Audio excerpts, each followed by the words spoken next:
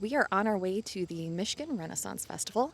And, I get a lot of questions about people, especially those from outside the US, about Renaissance festivals and what they're like. If you are ever able to come to a Renaissance festival, here are my tips for success and things that you should consider before you come. Some special considerations, I think, that you need to make.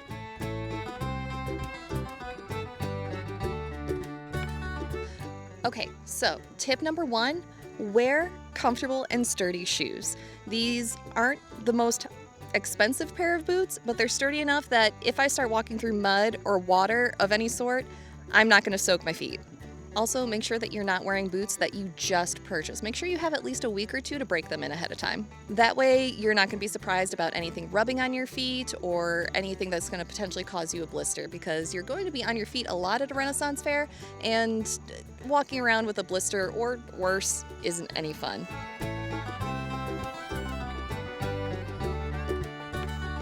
The second thing you're going to want to do is hydrate, and hydrate a lot. You're going to be probably out in the sun quite a bit. If you're like me in past years, drinking quite a bit. Don't forget to hydrate yourself, because getting heat stroke at the Ren Fair is no fun. Although most facilities do have a medic of some sort on site, check at the gates to find out where that is, just in case you need them.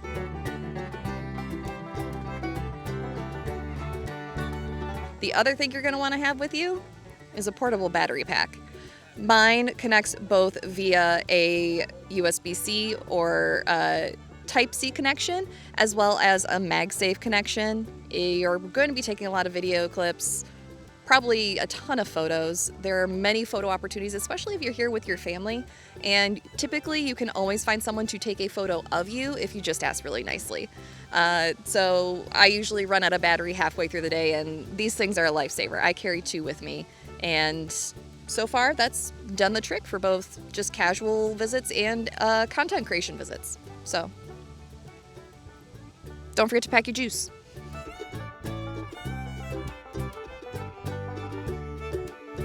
So you have your comfortable shoes, your battery bank so you can take all of the photos that you possibly want, and you are hydrating. You're off to a good start. The next thing that you're going to need is probably some form of portable shade if you're as melanin deficient as I am.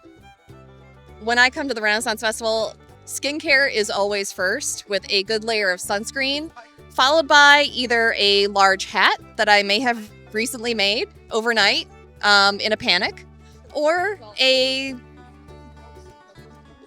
got distracted by a cute kid. You may either want a large hat, like the one that I made last night in a panic and finished at nearly 1 a.m, or you may want to bring a parasol with you. There are going to be places where you can stop and stand in the shade, sit and watch underneath a canopy as someone plays music. However, there are also a lot of spots where you're going to stop and watch either shows or jousting that have next to no sun cover. So just keep that in mind, that you might need to bring something along to make sure you don't turn into a tomato like I tend to do.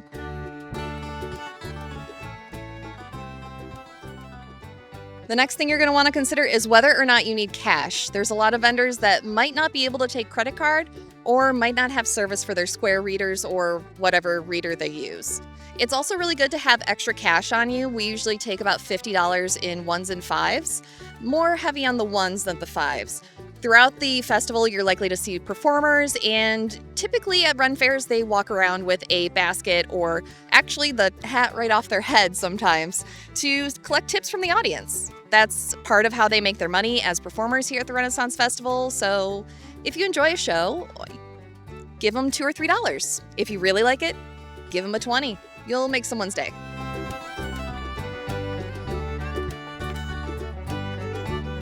So now we're towards the end, and you may be wondering, what exactly should you wear to the Renaissance Festival? Well, anything you want. People were going to wear just jeans and t-shirts, or they're going to dress up in full costumes, or wear something kind of in between. My suggestion is to try and thrift pieces ahead of time. I usually spend most of the year looking for pieces that I can turn into a Renaissance Fair outfit later, or even buy one on Amazon. The best thing to do, in my opinion, though, is to look for garments that are made with natural fibers. They're going to wick away sweat if it's a really hot day, and they won't get that sticky, stuck to you feeling. I repurposed nearly everything that I'm wearing today, except for my bodice. My bodice was from the Dark Modiste. I will link their information down below, but it's reversible and it was custom made for me, and Carrie did a fabulous job, if I do say so myself. The blouse, you may know, is similar to one that I wore earlier this year when I was portraying one of the personas that Lucy turned into for our former Pathfinder campaign. It started its life as a white blouse, but I decided to dye it over the weekend and add some trim to it, and it gave it a whole new look. On top of that, I repurposed some old fabric and buttons and a bit of foam and wire to make myself a hat, and all of my ribbon is thrifted remnants out of family members' stashes that also got dyed in the same dye lot. Along with that is this skirt. This skirt actually started its life as a tablecloth, but it was ripped in multiple places, and it was also rather old and dingy, so instead of sending it off to a thrift store or sending it off to somewhere that was just going to throw it into a landfill, I decided to dye it, cut a hole in the center, and add some elastic for a waistband. Easy peasy lemon squeezy, you suddenly got yourself a Renaissance Fair skirt. My final tip is specifically for the Michigan Renaissance Festival, but yours reflexes like a cat. My final tip is kind of specific to our Renaissance Festival here in Michigan. If you spend $200 or more at the Michigan Renaissance Festival, you get a free ticket for a future visit. So if you come here to shop with friends, or if you're like us and last year you pick up a whole outfit, most of Jake's stuff is from the Michigan Renaissance Festival last year, you'll get a free ticket. And so that's what we did last year, and we got to come again for free. So definitely check out your Renaissance Festival with the organizers, and maybe they'll have some program that's similar. But that is it for my tips for the Michigan Renaissance Festival and Renaissance festivals in general. Jake, do you have any tips for people? Wear comfy shoes. We already covered that, but it's never a bad thing to remind people.